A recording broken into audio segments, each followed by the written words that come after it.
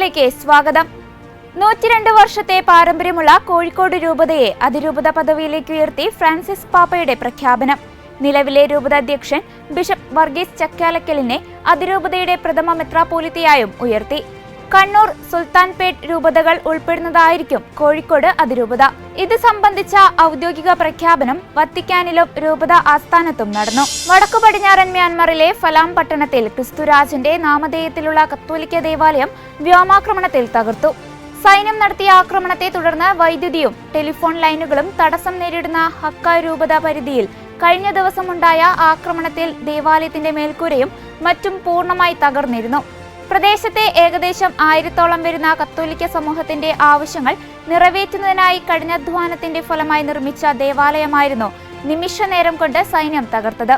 March 16 ഞായറാഴ്ച വിശുദ്ധ പാട്രിക്കിന്റെ തിരുനാളിന്റെ തലേന്ന് ബാമോയിലുള്ള സെന്റ് പാട്രിക് കത്തീഡ്രൽ ദേവാലയവും മ്യാൻമർ സൈന്യം അഗ്നിക്കിരയാക്കിയിരുന്നു.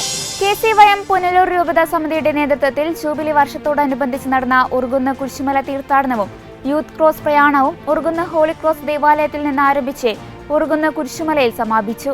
പുനലൂർ രൂപത മെത്രാൻ അഭിമന്യ സെൽവിസ്റ്റർ പൊന്നുമുത്തൻ പിതാവ് അനുഗ്രഹ പ്രഭാഷണം നടത്തി. CSI church bishop doctor Oommen George പിതാവ് മുഖ്യപ്രഭാഷണം നടത്തി.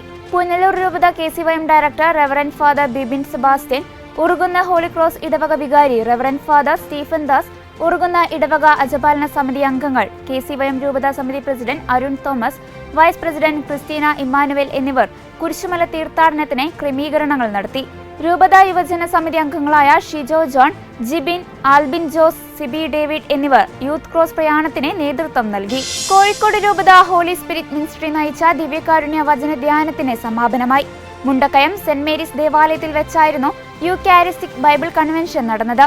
ഏപ്രിൽ 6 വിശുദ്ധ കുർബാനയോടെ ആരംഭിച്ച കൺവെൻഷൻ ഏപ്രിൽ 10 വ്യാഴാഴ്ചയാണ് സമാപിച്ചത്. റെവറന്റ് ഫാദർ ഡോക്ടർ അലോഷ്യസ് കുളങ്ങരയാണ് ദിവ്യകാരുണ്യ വചന ധ്യാനത്തിന് നേതൃത്വം നൽകിയത്. അതോടൊപ്പം വിവിധ പള്ളികളിൽ നിന്നെത്തിച്ചേർന്ന വൈദികരോടൊപ്പം 40-ാം വെള്ളി ആചരണവും നടന്നു. ഇതോടെ ചർച്ച് അപ്ഡേറ്റ്സ് പൂർണ്ണമാകുന്നു. നന്ദി.